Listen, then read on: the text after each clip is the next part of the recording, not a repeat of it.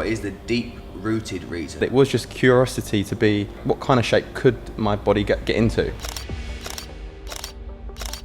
I don't think I actually realised I looked like that till the day of the photo shoot. I was doing a pull-up and the feathering on my back was just insane.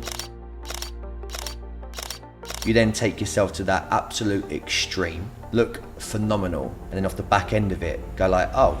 It has been a mega journey. Where I was starving my body and my brain, I really struggled to actually think clearly and make good decisions. That was what was the biggest challenge for me. I was pretty naive to the actual journey that I was about to go on. You know, I look like I'm in good shape, but I don't feel it inside. As soon as I'd reached that point, I switched off. If I ever was to do something like it again, I know exactly where I went wrong. Was that initially quite a guilty feeling? Yeah, 100%.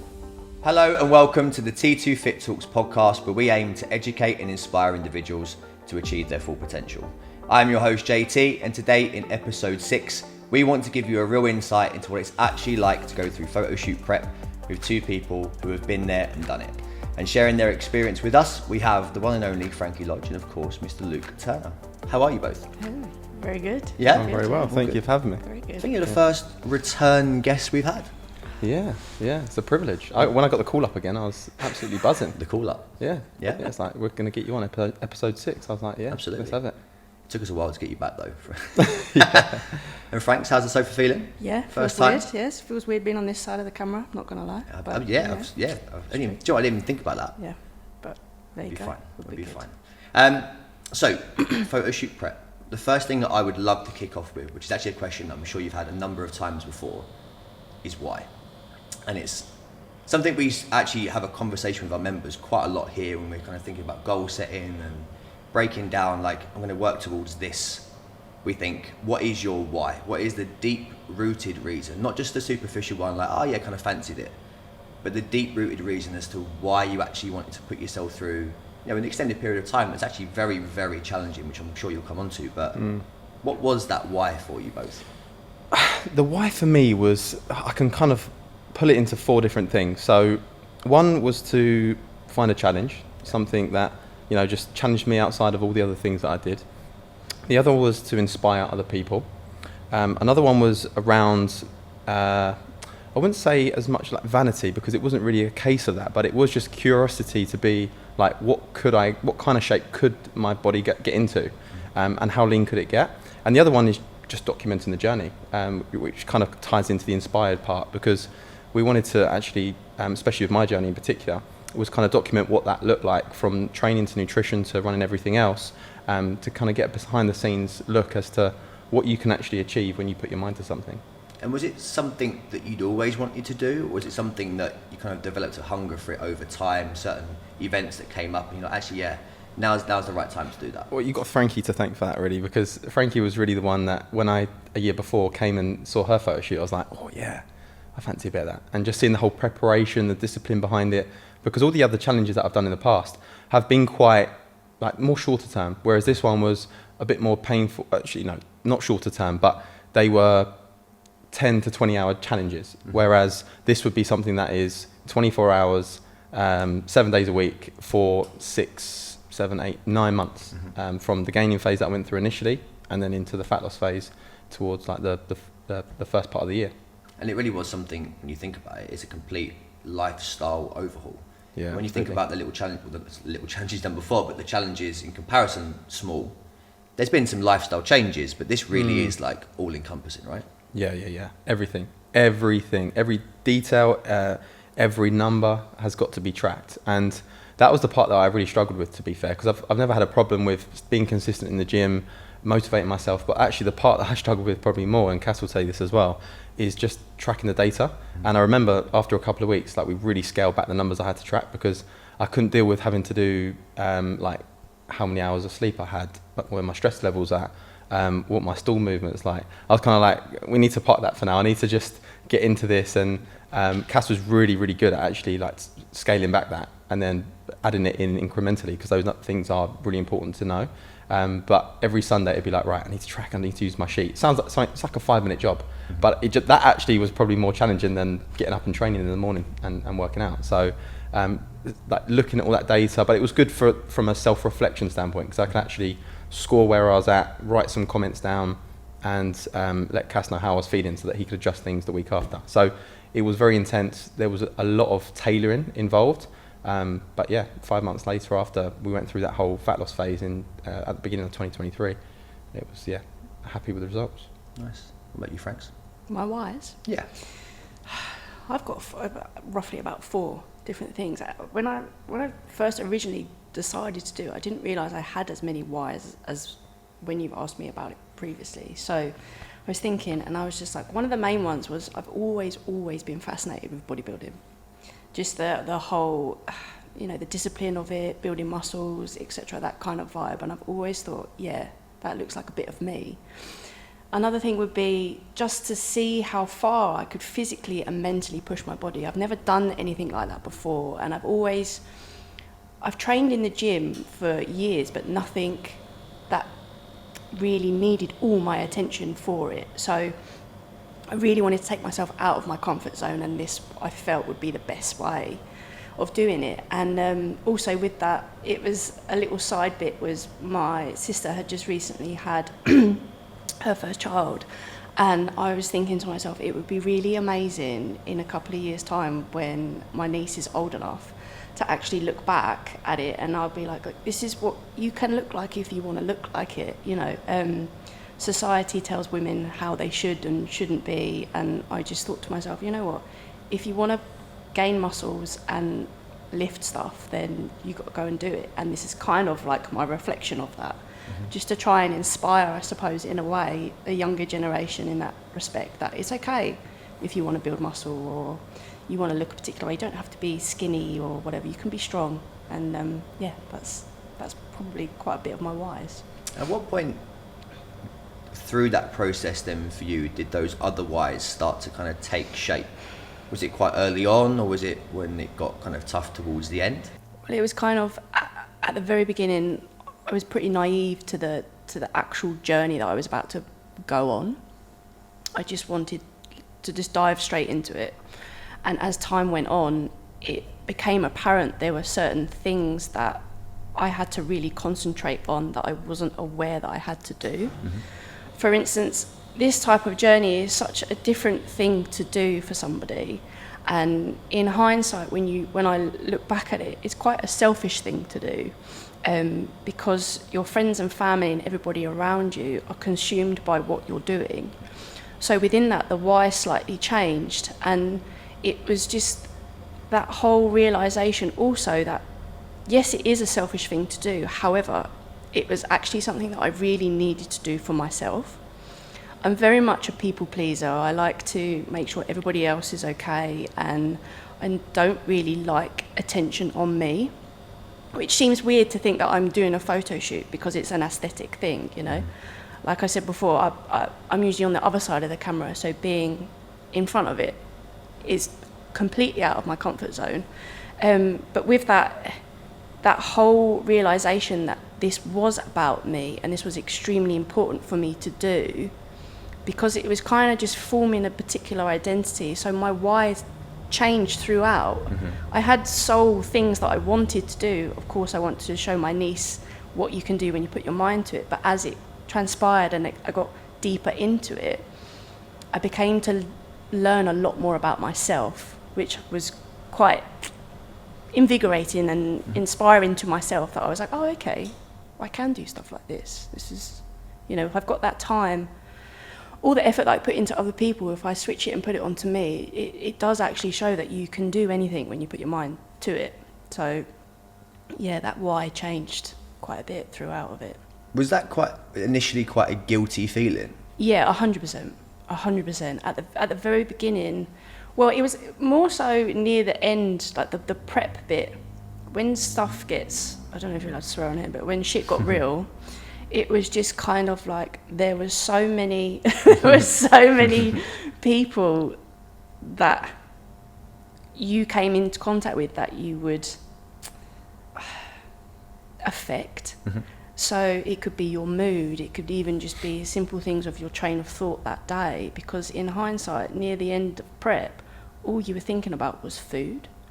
And that mentality of just all you had to do was eat to make yourself feel better was so crazy. Yeah. And I had a great support system, don't get me wrong, like everyone here was really supportive, friends and family were, but to an extent I don't think people actually realise why you're doing certain things, especially stuff like this.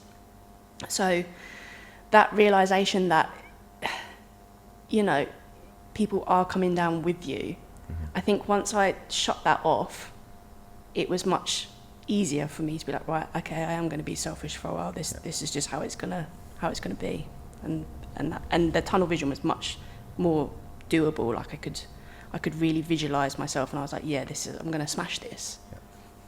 So I know you both had a really good kind of support network around you when going through that. But my guess is, and I know definitely for you because I was around for yours, you had a lot of, why are you doing this?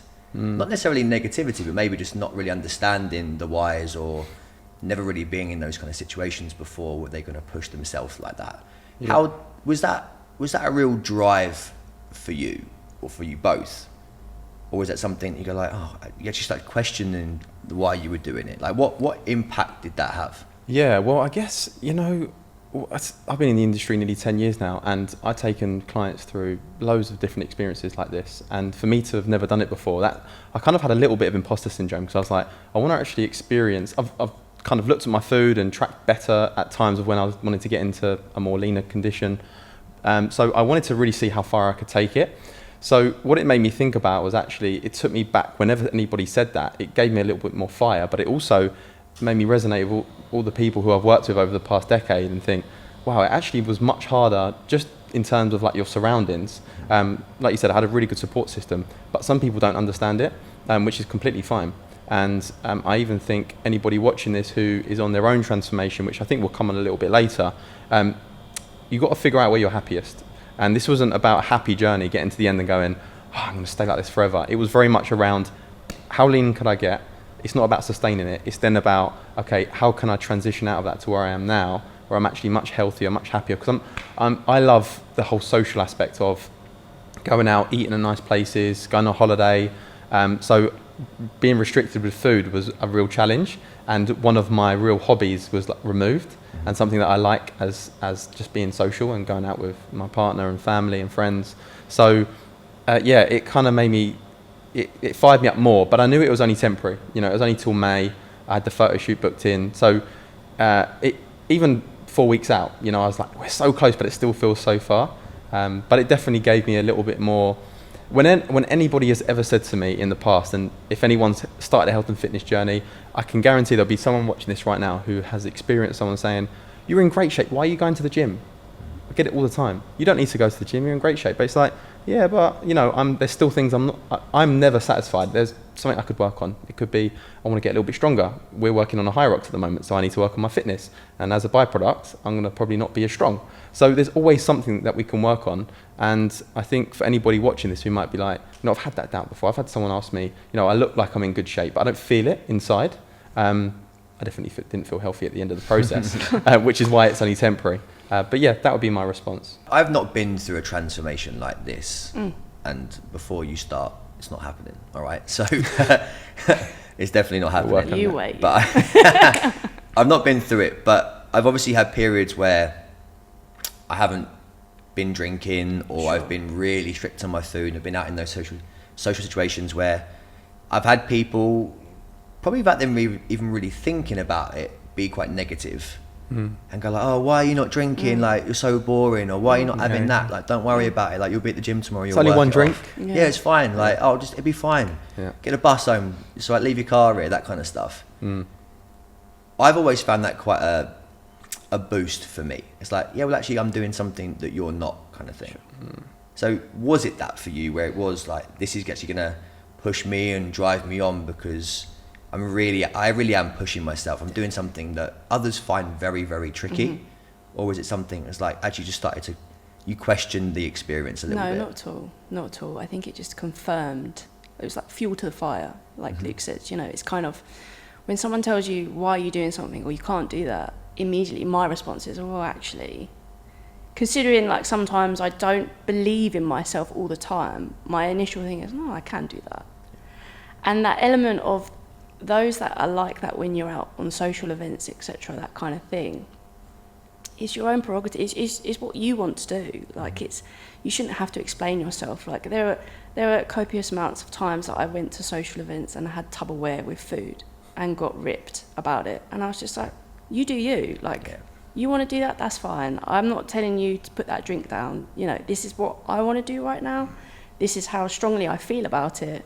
And I always find those kind of responses that you initially get from people that are like that, it's just because they've never had that space or that comfortable space where they think that they can do that for themselves. It is a very hard journey to go on, don't get me wrong. If it was that easy, everyone would be doing it. But I think if everybody gave themselves just that little bit of time and belief in themselves that they could do something like this, when social stuff, it comes and it goes. Like Luke said as well, the journey's not forever. It's just a snippet or something for you to actually take other important stuff away from it. It's just a part of the journey in your health and fitness, and health and fitness is so important.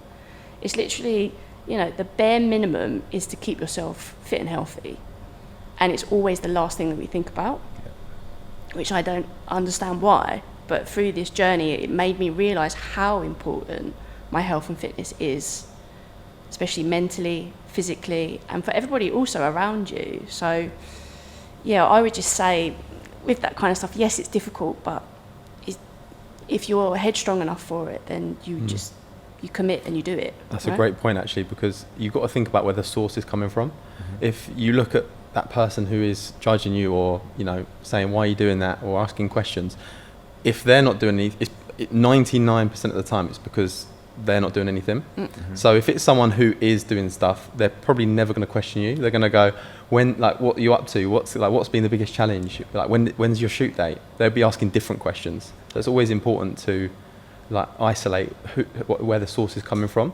I had numerous conversations with people at parties and stuff like that, where, you know, especially down the latter part of the journey of being like in a real deficit, like 1 week out, and people saying, "God, you look so skinny," and it's like, it's not. I would never say, "God, you've put on a lot of weight." You know, I wouldn't even say to someone, "You look really skinny." I'd be thinking, I'd be asking a question like, "What are you doing at the moment?" You know, what are you working towards? I've got a good friend, even myself, when I did a lot of the running, I lost loads of weight, but it's sometimes the things that you've got to do to be able to perform better, you know, I think if that person's doing something that's making them better as an individual and they're happy and healthy for it, no point judging that. So yeah, but it's definitely fuel. Like Frankie said, it just adds that fuel to the fire to want to, actually, like you said, JT, it makes you think that they're not probably doing that, and it gives you that kind of like drive. Did you find though that when you were doing it, it's also that lack of education that people have towards what you're doing? I don't mind if someone's gonna say something like, "Oh, why are you eating out of Tupperware?" Blah blah blah. Like if they're open to listen and be educated, I'm all for it. Do you know what I mean? Like, ask questions for sure, but don't judge me on. I'm not judging you, so don't judge me on it. I just think it's that lack of education. Sometimes people initially don't get why people do certain things. I think it's just, I've kind of had it on the other foot actually a little bit, where, you know, I've been not really on it with my nutrition and my training, and I've been out in a pub or a restaurant and seen someone who really is on it, and I can almost feel that little bit of envy inside of me, but I don't go the whole hog and go like, "Oh, what are you doing all that for?" But it's like, it does make you kind of ask a few questions of yourself, a bit of a reality check of like, I know I probably should be doing something very close to that. Totally. And I know about that stuff, you know, but it does really give you that gut check for sure. Yeah. What would you both say? And we'll talk about the kind of food and the drink and the social elements. For me, that would definitely be one of the toughest bits. But what would you say through the whole thing was the toughest challenge that you faced? Toughest challenge, I would say the lack of clarity I had. So, but that was because of all the training I was doing and the food that I was taking on board alongside that. So I would say just I felt very foggy, and the best way I can describe it is being hungover. Like, you wake up in the morning, and normally if there was something I needed to respond to or a solution, I'd be like that. I know exactly what I need to do for that. But it was very much like, I I couldn't come to an answer. I was very bad at making decisions, and especially when you come out of being like mentally healthy, even physically, I was in good shape and I felt good in myself. But obviously, you're embarking on a completely different journey. So, where I was starving my body and my brain, I really struggled to actually think clearly and make good decisions. That was what was the biggest challenge for me, especially on a day-to-day. And that actually became quite frustrating because I was like, it wasn't like I'm looking back and going, God, I really struggled with my mental clarity there. I was actually going through it like, why can't I think? What is going on? And honestly, that was for me. What about you, Franks? Just quickly though, what I was going to say, that's not actually what I thought he was going to say. No, I thought he was going to say. I thought his biggest challenge he was going to say was the fake tan. I'm pretty sure that video is still circulating somewhere. Thank God you know what? That was the reality of seeing that video. Frankie videoed me so and spray tanning me. I was looking, I was like, God, my bum looks so small. That was the first thing that came to mind. I was like, God, my glutes are gone. I don't know what happened. I thought I'd like, decent glutes, and then I was looking, I was like, what happened? Funny. Let's just cast like, am I meant to look like this? It was definitely off topic, but I was like, I wonder if you're going to bring up that one fake tan. I had to get it in there somewhere. What about you, Franks? I think there were a number of different things that happened throughout that I found quite difficult to deal with. But the main one is being like the mental struggles. Mentally, it tests you beyond measure. Like, I've never been tested mentally like that before. And like I said, it's just down to eating, which is so crazy. The fact that you deduct certain things from your diet, which I've learned through the process now, there are ways of doing this bit better. But the way that you starve yourself, what that actually happens to you mentally, sometimes day-to-day tasks were like excruciatingly difficult, and other times I was just slightly zombied, like I was just a bit out of it. I would never really say that it never put me off. It just made me listen to myself and be like, wow, this is madness. This is interesting that this is happening just because of X, Y, and Z. But I would say the biggest thing was the food. The easiest thing was the training. The training, I adored the discipline of being in the gym. I had to go to the gym because if I didn't, then the end result wouldn't be how I wanted it to be. So that drive to keep going to the gym, I found really, really good. And just that discipline of just not thinking about anything else, but just the training was just a way of switching off from everything else. Yeah, okay, it would make you hungry afterwards, but it's just, there are lots of different tricks that you can do to fill you up. But as a whole, mentally, it was just interesting to see how you would emotionally deal with things. Mm-hmm. Your stress levels and anxieties change slightly just because your body's not being fueled correctly. So within that, you might have a lack of empathy, or, there's just slightly things that don't feel like you at the time, that you're like, oh, okay. Or like, you get upset about an untidy desk. Yeah. But, it brings out different emotions to you all the time. Sure. And like, my partner at the time was very like forgiving with how I was. Like, I would have a short fuse for different things just because at the time, nothing is more important than the fact that you want to eat, and that's all you're consumed in. It's just that little bubble. And if someone else has had a bad day at work and they're moaning about it, I haven't got time to hear it. So that was quite interesting to see that side of me, just because of decisions that I've decided to do when it could easily be fixed by just eating. So that was always, I always found that really interesting as I was going through it all. I was like, that's weird. It's like that Kit Kat advert. Have Exactly. A break, have a Kit Kat. Yeah, it's like, yeah. like a completely different person. It's like a tiger. When you get hungry, and then they have the Kit Kat, and it's like, oh. Totally. Did you both think that was going to be the biggest challenge? Like, before you went into it, as you said, you went into it quite naive. What was the thing that you thought, actually, I think before I start this is the one thing that's really going to kick me? Maybe it wasn't that, but what was it that you thought before you went into it, that's the thing that I think I'm going to struggle with the most? I'm the same as Frankie. I was very naive. I was like, you know what? It's how hard can it be? Yeah. It's just like I can go without not eating. It's not that big of a deal. That was actually fine. It was the consequences of having no food. So it was more the effect that it gave you from not eating. So I could deal with being hungry. I could deal with boring plain food, which actually becomes quite like, it's just regular routine.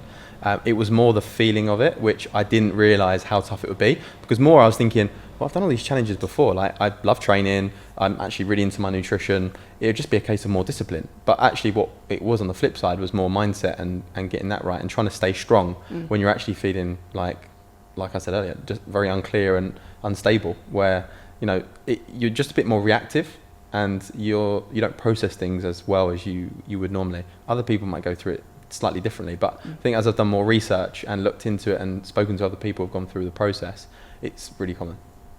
Yeah. What about you, Franks? Yeah, I think, you know,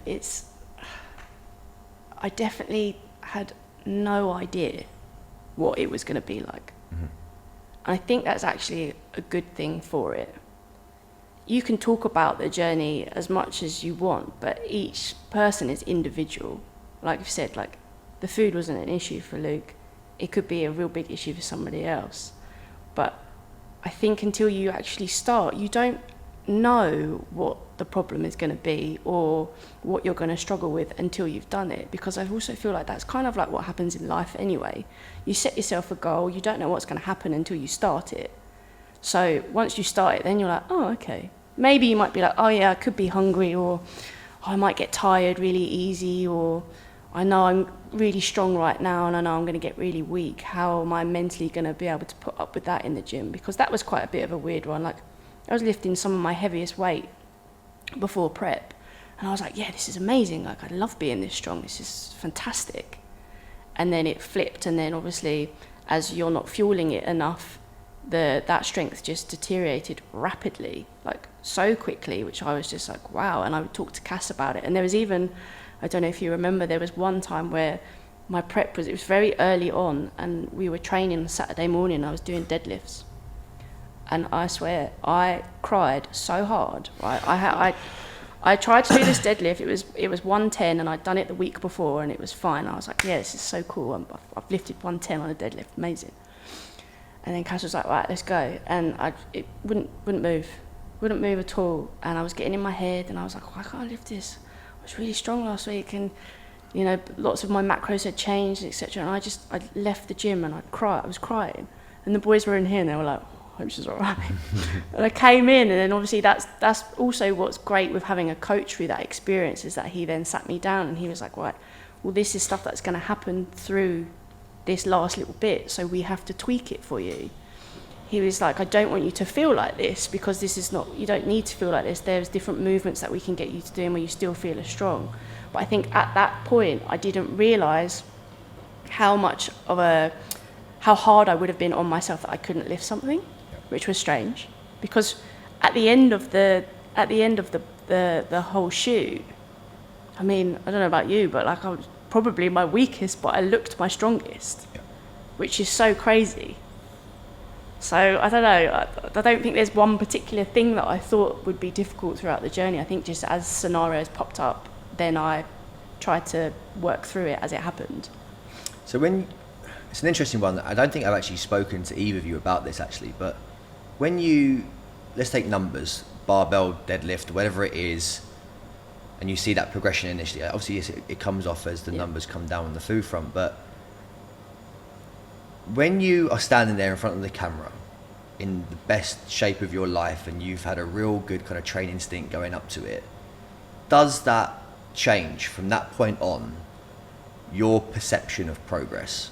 Like pre-shoot, you're training relatively consistently, you're shifting some good numbers, we're in good shape, we're happy with small progressions, a couple of kilos here and there, either down in body weight or up on the barbell or dumbbells, and we're quite content, we're quite happy with it. You then take yourself to that absolute extreme, look phenomenal, and then off the back end of it, go like, oh, well, actually maybe now these small areas of progression aren't quite enough for me. Have either of you felt like that at all? So you mean, like now, am I looking back going, I was in better shape then? Like your perception of what progress is now. like having gone to that like sky's the limit kind of like all in amazing shape, do you view progress differently? Like the small progresses with like a 2.5 kg here and a 2.5 kg there, is that enough now, or are you constantly like, oh, I was looking like this, or I was lifting this, and I'm kind of chasing something that maybe you don't need to be chasing? You know what? No, because I think where I've been through different phases now, the running, doing the photo shoot, I do just see it as like a phase in life, and out the back of it, now I'm a bit bigger, carrying a bit more body fat. I'm actually much happier in this stage of where I'm at. So looking at numbers, you know what? I haven't even really tracked that much since coming off of the shoot, because there was so much tracking involved, and I didn't like that part, as I just spoke about, and Frankie liked that part. So she might give you a different answer, but for me, I've actually liked just having the autonomy around coming in. Obviously, we got a bit more of a plan around High Rocks in November, but just those strength sessions, I couldn't tell you the last time I actually like tracked a number and was like, that's what I did last week. I haven't done that. So it hasn't really, off the back of the shoot, hasn't made me think I need to keep tracking and get back to like full strength. If I feel strong and I'm able to perform well, that's how I've always gauged it, which some people might say that's wrong. But for me, where I'm at right now, I'm quite content with how I feel, how I look, how I perform, how my training schedule's going, and just my whole enjoyment to like training. I've really enjoyed. But sometimes I do think to myself, I should have really tracked that. I should have really looked at what my numbers were. So yeah, people might watch this and go, "You bloody hypocrite." I think for me, it has been a mega journey, like from finishing the shoot to now. The aesthetic side of it was very interesting. I'm the least person who wants to be in front of the camera or really, I mean, obviously I take pride in how I look, but it's never something that's driven me. So to do something like that was very odd for me and out of character. And then from doing that to seeing what I could look like was so insane. I don't think I actually realised I looked like that till the day of the photo shoot. There was one particular shot that we had to do. I was doing a pull-up, and the feathering on my back was just insane. And you know, like I've said before, like I'm fascinated with muscles and bodybuilders and athletes and things like that. And I was just like, wow, like I look like some of the girls that like I aspire to be like that's insane. So the flip off after that, I have to admit, I did relapse quite badly, which is just, I think it just happens, you know.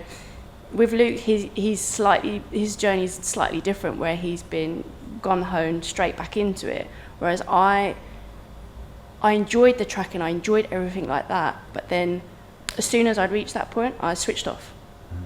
And if I ever was to do something like it again, I know exactly where I went wrong. That switching off is not good for me. Being strict is one of the easiest things for me to do.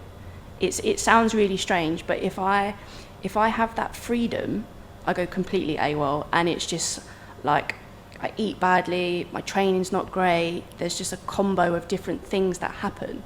So through that journey, I've learned that I need that routine, I need it. And the aesthetic look to it doesn't, obviously, yeah, it would be great if I still had abs, but none of that's sustainable. And I think that's just, it reached a point, I did it, I was like, great, that's amazing. But I think if I was to think about ever looking like that again, it doesn't really interest me for a long period of time. I think what I've learned from it is everything that is important mentally, physically, health-wise. You know, there was quite a few repercussions after my photo shoot with my gut health and just mentally how I was with stress and anxiety, just because I relapsed so badly. I just ate loads of bad food, which is going to happen. But now, since doing that, I've learned so much about how, you know, your gut is one of the most important things to keep healthy. And I think if I ever did something like that again, the supplementation that you have to do and the clean eating that you have to do whilst on that, so you don't get the brain fog and so you're a bit more in the room when it happens, is really important. And I think through that, when you have good gut health, your mindset is much, much stronger.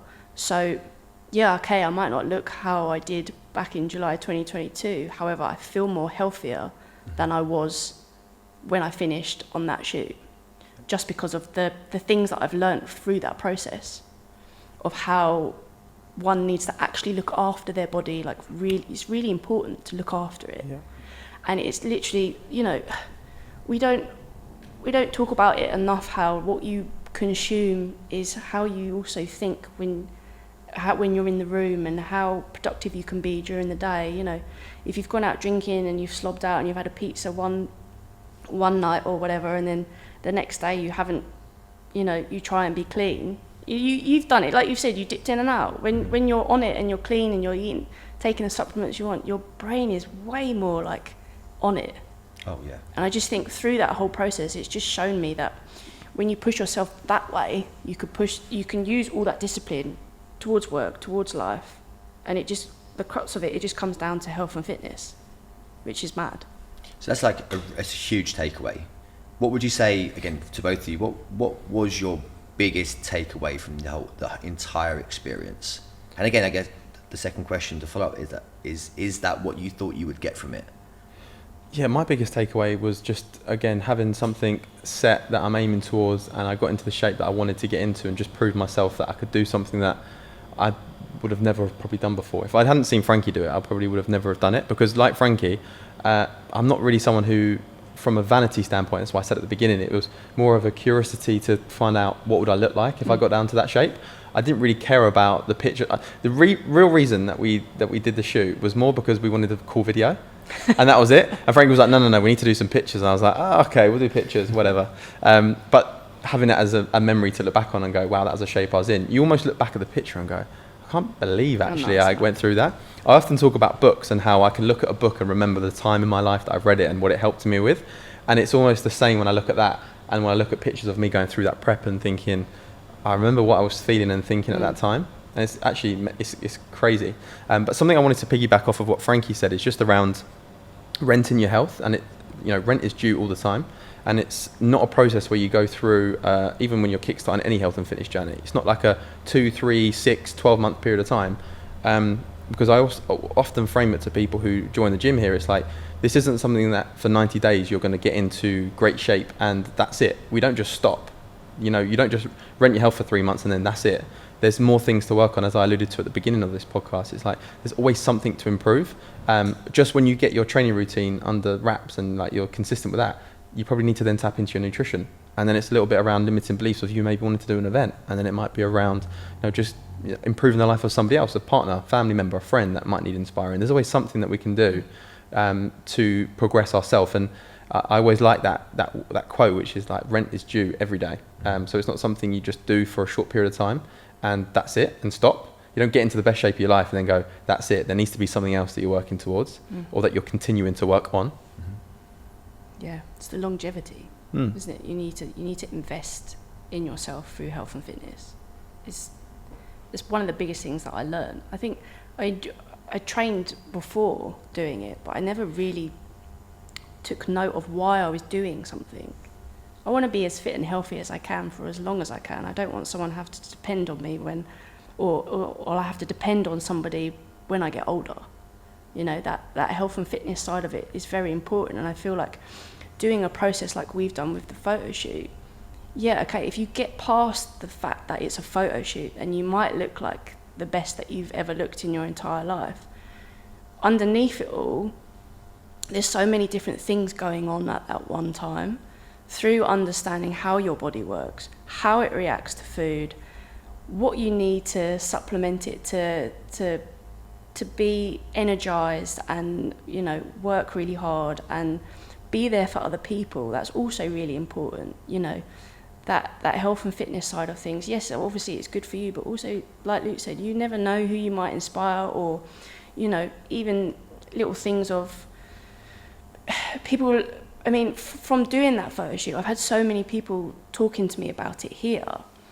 But one of the interesting things that I found with that process is that people were more willing to talk to you about it the leaner you looked, is also a thing. So, we're all attracted to that aesthetic thing, right? Whereas really, I would say the healthiest I felt was probably when I was at my fluffiest, like I was eating good food, it was enough calories, the supplements were there, the training was good, like my energy was good, but that fascination that we all have, that what you look like on the inside must reflect what you look like on the outside reflects on what's on the inside, isn't always true. And I just think the longevity of being fit and healthy is a thing that just you have to keep doing it. Because even after doing this photo shoot, I said to you the other day that I'm thinking of doing something again, but this way, instead of having it where I have the photo shoot and then I fall off the bandwagon, like Luke does, he plans it. Like we plan it for people here, you have to plan different things to hit, different goals to hit, because it's not one of those things that once you reach it, that's it. It can be a forever thing. Not the abs, but, you know, as to be healthy, 100%, yeah. So what would you both say to someone who was at a point they were like, maybe this photo shoot thing is for me? And again, it's not me, just so clarify that. But you should do one. We're not sure about that. But what would your advice be? What's the thing that you would say as a non-negotiable, like, make sure that you have this in place or be ready for this? What would that advice be? Yeah. Definitely tap into the why. What is the reason for you wanting to do this? I didn't tap into what is it actually going to give you. So let's say, for example, the why is because I want to go on holiday, take my top off and have six-pack abs, and people go, wow, look at that guy or girl. And then just unlocking what is that feeling like? If that's the reason, is it because you feel more confident? Is it because you've never been able to take your t-shirt off on the beach before? What is it? And it might not even be that. I'm just giving you an example.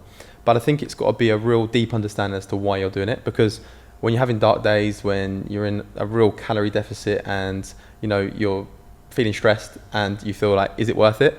You need to come back to that why to then allow you to kind of pick yourself up, brush yourself off, wake up the next day and go, right, I remember why I'm doing this, because I'm looking towards X, Y, and Z. I'd definitely seek help. So I'd look at both pre and post.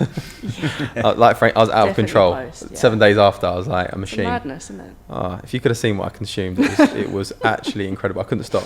After day one, I said, that's it now. I'm just going to eat back to normal tomorrow. And then people were buying me stuff, and it was one of those where I'm sure people watching this can resonate. You know, when you have a pack of cookies or you have some donuts at home, you go, I'm just going to eat them so I don't eat any more of them. Sure. And you just clear the whole cupboard. Yeah. Like a packet of crisps, you're like, I'm just going to eat them so I don't have them tomorrow. I know it very well. You know what I mean, right? Yeah. Probably happened to me this morning. But that whole process, like, I think you need to really think about the why to give you that motivation on the days that you don't feel like it. But also just, you know, getting other people around you in your family to support you, because we have a program here called the Total Body Transformation, TBT, and what's really refreshing about that is when we did our meetup a few months ago after our first launch of it, people coming in and saying the thing that I found most rewarding was seeing my family being proud of me. And that's something that probably a lot of people overlooked when they first joined the program, which is, you know, they're doing it for themselves, so they're being very selfish, but the impact it's having on their kids, their partner, you know, their partner may suddenly look at them and go, wow, you know, I'm really proud that you did that. I was actually like doubting you a little bit at first, but you've got through 3 months and look at you now. Like, it's not even just what you look like, it's what it does up there. You saying you're going to do something, completing it and just feeling bloody amazing at the end of it, because you've proven to yourself that what you said you're going to do. And unfortunately, for a lot of commercial gym experiences out there, you might sign up to a gym, but you might go once, head to the treadmill, do 20 minutes. Next day you go in, go, cross training's available, I'm going to go for that. And then you leave it for a week, and then it's one day that week, and then you skip it for 4 weeks, and then before you know it, 6 months later, you've paid for a gym membership, you've wasted time, energy, and money, and you're no better off. So if you can have something that's really structured, you've got a great support system, reach out to us. We'll point you in the right direction. So yeah, that would be my best bit of advice. That's good advice. You know, mine would be pretty similar, if I'm honest. You know, that having the accountability of a coach is extremely important. You need that support. Yes, you need it from friends and family, but you also need one of the great things with Cass is because he's also been through it as well. So he understood the moods that you were going through, or he understood certain things. Maybe he didn't understand exactly when it was embrace the suck week. He was just like, suck it up, like, you got no carbs, that's it. Tough love always works for me, though, to be fair. But that accountability is always needed. And it's also, with Cass, I wanted to also make him proud. Mm-hmm. As the journey started, I had my whys. But then as it went on, I was like, I really want to make my coach proud. I really want to stand up there and him be like, she did everything, we did everything we could do, and this is the result that you've got. And I truly believe I did that. And I think through doing that, I would never have thought that I could do something like that. I think the whole journey has just made me so much more headstrong. I think that's what people would get out of it. When you assert yourself to something and you really truly believe that you can do something, you could do anything, which it sounds cheesy, but it's so true. And I know it sounds silly in the sense of you can do anything by standing in front of the camera with muscles, but the whole process to get there, you learn so much about yourself on that journey that it's just like, I said to myself after the photo shoot, if I can use that discipline to how I work, my work life, it's, I can do whatever I want to do career-wise. You can do it, which I think is really, I became quite proud of myself after the whole thing, which I've never really done. I've never said out loud before. Like, there's things that we do that you're just like, yeah, whatever. But when you look back at it, I am really proud of what I did. And like Luke, I would definitely recommend pre and post scheduling. Falling off the bandwagon, sometimes mentally it was quite hard to adjust because you were like, oh, I put all that hard work into it, and now I've just kind of like, but also we're all human and you need to find a happy medium because you can't be like that all the time.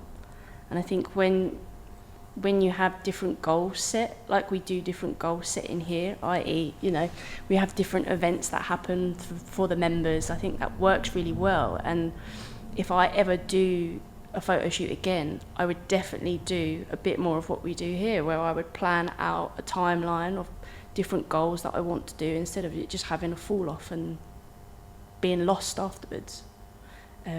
So yeah, I would just say absolutely nailing the pre and post planning is really, really important. And then my very final question to both of you, which is the question on everyone's lips. What was the first big meal that you had after the photo shoot? That was a great meal. I'll tell you what.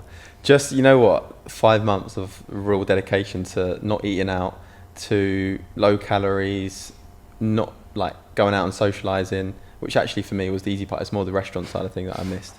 I went to Hawksmoor. I honestly believed that I was going to have a starter and that was going to be it. I was like, I'm going to be full up. I did insane. I thought you were going to be tapped out. I was convinced. So I had scallops to start. I went to Hawksmoor, had scallops, bone marrow. I even ordered extra bread for the bone marrow. And when I go with Kelly, it's always the best because I know if we order things, she's not going to eat it all. So I, have even more than what my quota was. Then I had a ribeye steak, chips, chunky chips, triple cooked. Oh. Should we head there after this? Yeah. Creamy spinach. I had this like glazed bacon, maple glazed bacon it's called. That was amazing. I had, what is that? Cheese and pasta. What is it? And cheese. Mac and cheese. And then a cookie dough kind of finisher with ice cream. So much. A lot. Sounds amazing. I felt fantastic.